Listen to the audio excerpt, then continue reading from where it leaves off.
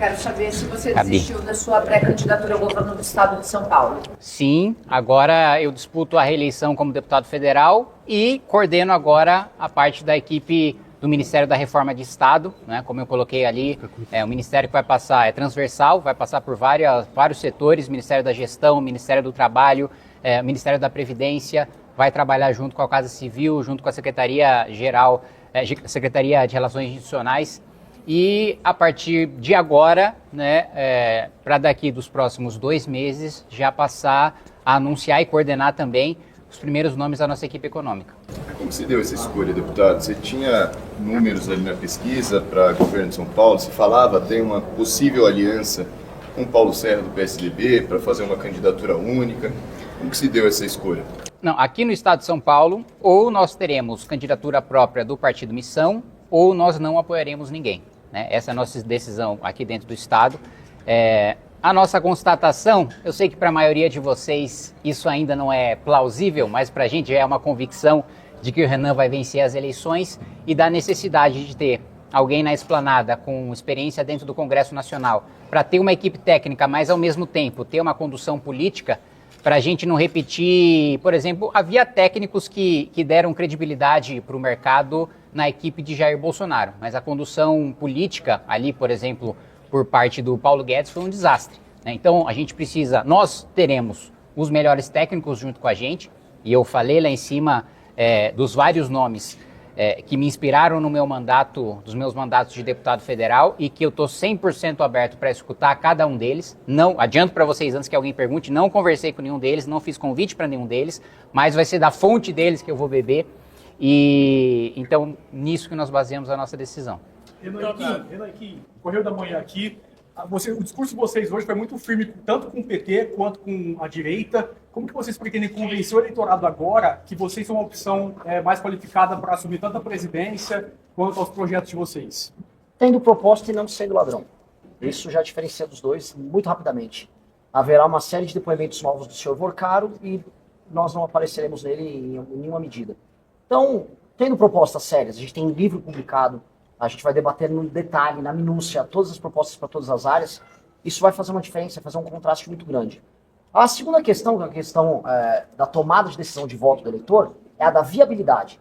Pois bem, nós estamos ultrapassando já os governadores, nós estamos em uma tendência de subida, nós estamos ganhando momento em todos os setores da sociedade. Da Faria Lima, tivemos declarações recentes de figuras muito influentes, que eu fico muito feliz em receber apoio deles, até da base da população brasileira. Agora a minha volta do Pará me deixou muito chocado e muito feliz. E esse momento vai se somar também a uma constatação óbvia que o Flávio Bolsonaro não tem nenhuma condição de vencer o Lula.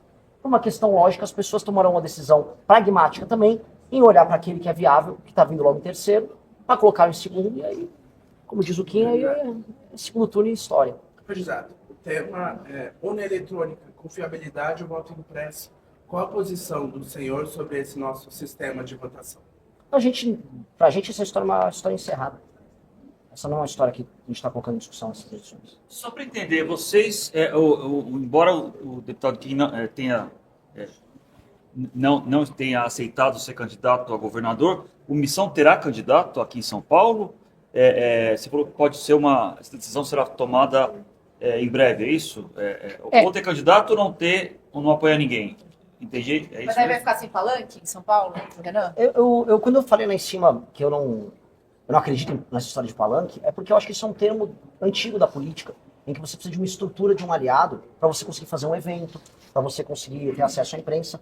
Eu não preciso disso na candidatura e na pré-candidatura. De verdade, eu consigo fazer todos os meus eventos e rodar as nossas agendas sem ter um aliado, candidato.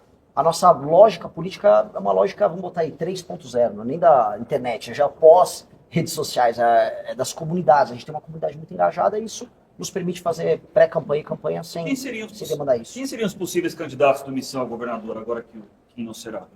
Bom, primeiro, Zanini, a nossa escolha ou é ter uma candidatura própria ou é não ter e não apoiar ninguém. Eu acho que isso precisa ficar claro no primeiro momento.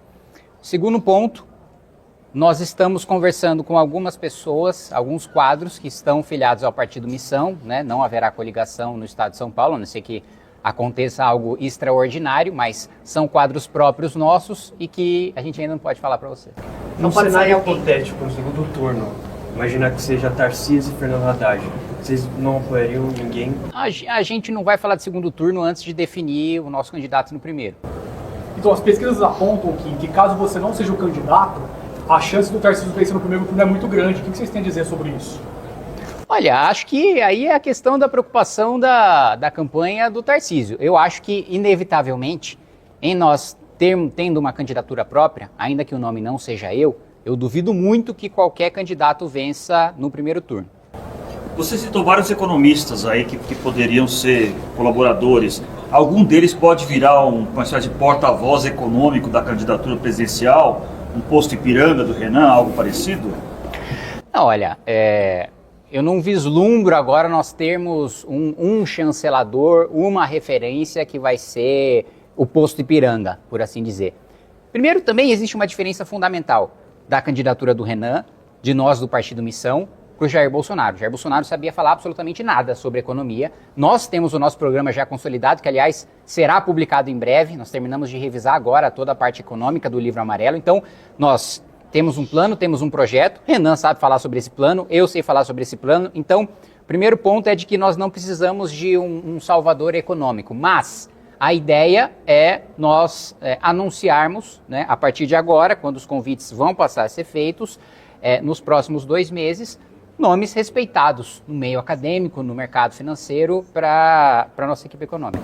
Claro, essa decisão e estratégia de vocês com a tentativa de reeleição como deputado, também um cargo no ministério, mas, claro, levando em conta que aí vocês teriam uma bancada, você seria líder de bancada, participaria de reuniões de lideranças de bancada, e isso também, na visão de vocês, traria mais bons frutos do que uma tentativa de eleição em São Paulo. É que se ele se torna, desculpa te interromper, se ele se torna ministro, ele não pode ser líder de bancada. E, na verdade, a posição dele no Congresso Nacional seria assumida por um suplente. Então, ele teria uma função executiva. E a função dele seria a função executiva de um super-ministro no governo nosso. Porque uma das questões clássicas é resolver esse vício que ficou no nosso campo político do posto Ipiranga, a ideia de que o presidente é um inepto, e aí ele vai colocando pessoas que vão tocar agendas nos respectivos ministérios. Nós, como partido, construímos a agenda antes. Então a agenda já está pronta, e nós vamos convidar pessoas que referendem aquela agenda, tenham capacidade de gestão, e nós, como grupo político originário, o grupo que veio do MBL, que fundou o partido, nós vamos ter um ministério, um super-ministério para articular essas forças. Até porque não dá para eu falar em desfavelização, sem falar em infraestrutura, e sem falar, por exemplo, em corte de gasto, caso de despesa para o Estado.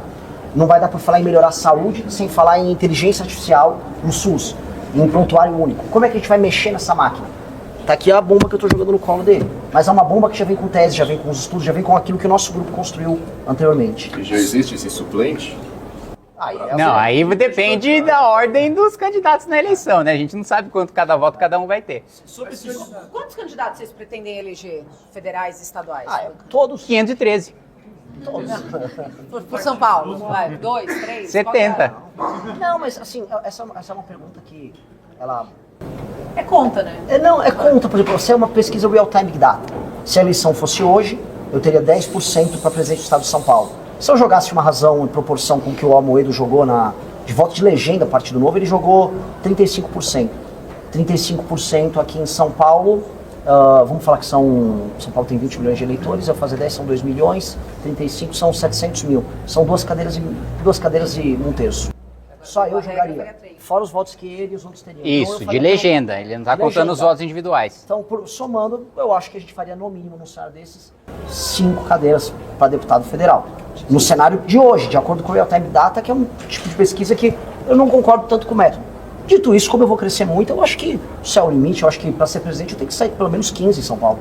Candidato, o que seria, em resumo, a desfavelização? É literalmente desfavelização. É o que é uma favela não ser mais uma favela. É a ideia de você ir para um bairro que hoje não tem saneamento básico, em que as pessoas não têm título de propriedade sobre as suas moradias, em que os índices educacionais são mais baixos, em que a gravidez da adolescência está mais presente, em que em quase todos os casos o crime organizado está presente, em que as construções não foram autorizadas pela prefeitura, em que em geral são oriundas de uma invasão. Essas construções serem alvo de uma ação revitalizadora por parte do Estado, que transforma aquilo num bairro, com ruas, arborização, com lei e ordem, com tratando aquelas pessoas de maneira digna, e com investimentos muito pesados através de uma política de leilão reverso, para que em 10 anos o Brasil não tenha mais favela. Que a ideia é criar um marco nacional de desfavelização. Então quando a gente fala isso, a gente está falando muito em termos literais. É literalmente entender que país sem favela não é país sério. Um país sério não tem favela. A gente não pode, como um grupo político sério, aceitar que o nosso próprio país seja assim. Só para entender um pouco melhor o que seria esse superministério, seria um ministério que substituiria ministérios como Fazenda, Planejamento, ou seria um outro ministério além desses tradicionais que coordenaria diversas áreas? É um novo ministério que coordenaria diversas áreas, né? Passaria por algumas secretarias da Fazenda, mas eu acho que uma das principais seria a de gestão, né? A da Previdência também, que necessariamente nós teremos de fazer uma reforma e uma das minhas missões é promover essa reforma em diálogo com o Congresso Nacional. Acho que passaria também pelo trabalho, passaria pelo planejamento e passaria também pela articulação política e por uma coordenação ao estilo do que faz a Casa Civil, a Secretaria de Relações Institucionais, ao mesmo tempo de articulação com o Congresso, a ciência da agenda, das principais pautas de todos os ministérios que envolvem reforma de Estado e a aprovação dessa agenda no Congresso. E seria um ministério que operaria direto no Palácio do Planalto. Seria transformar o Palácio do Planalto numa startup. Renan, você colocaria quais condições para uma eventual vitória como presidente para o Congresso? Como que você articularia, como que você faria sua governabilidade com o Congresso? Eu soltei um artigo na Valete, que é a nossa publicação, recentemente, faz uns 5 dias, colocando os critérios na mesa.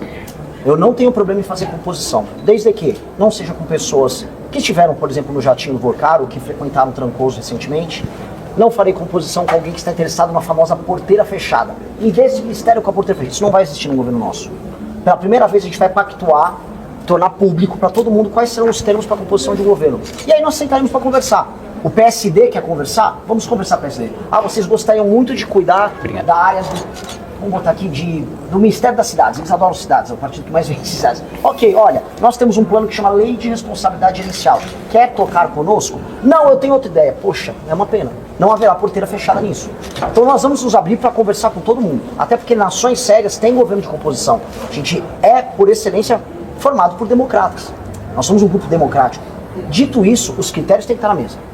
A gente tem que requalificar a forma como a gente monta governo no Brasil para não ser aquela várzea que a gente conhece hoje. Hoje é uma várzea. Hoje você não sabe os critérios que fizeram com que o PMDB viesse a aderir ao governo do Lula. Que o PSD estivesse no governo anterior do Bolsonaro e agora está no Lula. Por quê? O que os levaram a fazer isso? As pessoas têm que saber. E os termos estão no artigo. A defesa de uma agenda muito clara, a subscrição, ou seja, eles vão subscrever aquela agenda, porque se você adere a um governo, você adere por causa de uma agenda. Se não é por causa de uma agenda, é por algum tema que não está claro. Então, será através da subscrição de uma agenda e do trabalho comum nessa agenda. Em São Paulo, a missão discute uma chapa com algum outro partido ou seria uma candidatura puro sangue? Deve ser uma candidatura puro sangue. Agora, mais uma vez, a política brasileira, a gente nunca sabe o que vai acontecer, mas a gente sabe que alguma coisa que a gente não sabe o que vai acontecer, vai acontecer. O imponderável torna-se regra cada vez mais. Então, assim, a princípio, não, mas a gente não sabe como o cenário vai estar daqui a 1, 2 meses. A gente não sabe como é que vão estar as pesquisas presidenciais, como é que vão estar as pesquisas para o governo do Estado. Aliás, no momento que a gente vive, a gente não sabe nem quem vai estar solto. A gente sabe que a gente vai. Agora, os outros...